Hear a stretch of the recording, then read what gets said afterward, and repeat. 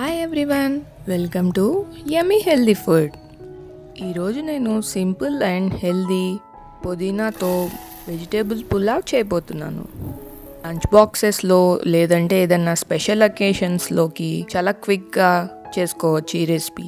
ముందుగా 1.5 కప్ బాస్మతి రైస్ని తీసుకుని వాష్ చేసుకుని ఒక 15 to 20 మినిట్స్ వరకు నానపెట్టుకోవాలి. ఈ రైస్ ఇలా నానేలోపు ఆ టైంలో మనం పుదీనాని ఒలుచుకోవచ్చు. ఆకుల్ని స్టెమ్స్ని సపరేట్ చేసుకుందాం.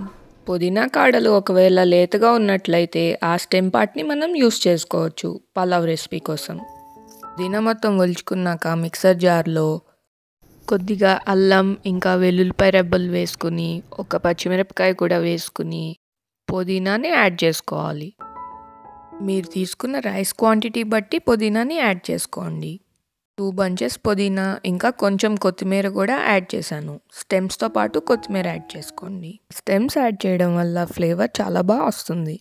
దీన్ని ఇలాగా మెత్తటి పేస్ట్ లాగా చేసుకున్నాక కుక్కర్ని ప్లేస్ చేసుకుని ఆయిల్ ఇంకా కొంచెం నెయ్యి వేసి హీట్ చేసుకోవాలి. అయితే ఎక్కువ స్పైసెస్ వేయకుండా మనం కొంచెం తక్కువ స్పైసెస్ వేసుకుని ఈ పలావ్ రెసిపీ చేసుకుందాం. ఒక 2 బిర్యానీ ఆకులు ఇంకా కొంచెం దాల్చిన చెక్క, ఒక 4-5 లవంగాలు వేసుకుని కొంచెం సోపు కూడా వేసుకుని సాటీ చేసుకోవాలి. తర్వాత ఒక పచ్చిమిరపకాయ ఇంకా ఒక ఉల్లిపాయ చీలికలు వేసుకుని బాగా వేయించుకోవాలి. తర్వాత కొన్ని జీడిపప్పు ముక్కలు కూడా వేసుకుని బాగా సాటీ చేసుకోవాలి. ఈ రెసిపీలో ఈ వెజిటేబుల్స్ యాడ్ చేయాలని ఏమీ లేదు. బీన్స్, క్యాలీఫ్లవర్, బ్రోకోలీ ఇలా ఏ వెజిటేబుల్స్ అందుబాటులో ఉంటే అవి వేసుకోవచ్చు.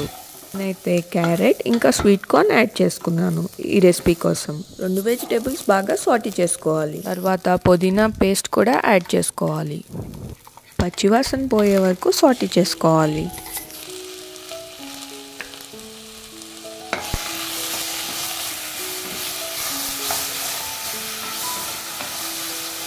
ఒక 2 tablespoons వాటర్ వరకు యాడ్ చేసుకుందాం. మళ్ళీ కొంచెంసేపు సాటీ చేసుకున్నాక మనం బాస్మతి రైస్ ఇందాక సోక్ చేసుకున్నాం కదా, అది వాటర్తో పాటు వేసేయండి. ఇందులో బాస్మతి రైసే యూస్ చేయాలని ఏమీ లేదు. మీకు కావాలంటే బ్రౌన్ రైస్ లేదంటే నార్మల్ వైట్ రైస్ అయినా యూస్ చేయొచ్చు. ఒకవేళ బ్రౌన్ రైస్తో ప్రిపేర్ చేసేటట్టయితే ముందు రోజు నైటే నానపెట్టేసుకోండి, మార్నింగ్ లంచ్ బాక్స్లోకి ప్యాక్ చేసేటట్టయితే. తర్వాత ఒక 2.5 cups వాటర్ వేసుకుని కొంచెం సాల్ట్ వేసుకుని బాగా మిక్స్ చేసుకోవాలి. ఇప్పుడు మనం లిడ్ క్లోజ్ చేసి ఒక విజిల్ రానిస్తే సరిపోతుంది. ఇప్పుడు చూడండి ఎంత బాగా కుదిరిందో. చాలా సాఫ్ట్గా, చాలా టేస్టీగా అండ్ స్మెల్స్ అయితే చాలా బాగా వస్తున్నాయి. పుదీనా డైజెషన్ కూడా చాలా మంచిది, ఇంకా శరీరాన్ని కూడా కూల్గా ఉంచుతుంది. ఇందులో ఉండే యాంటీ ఆక్సిడెంట్స్ పిల్లల ఇమ్యూనిటీకి చాలా మంచిది. రెసిపీ అంతా కూడా 20 minutesలో క్విక్గా రెడీ చేసుకోవచ్చు.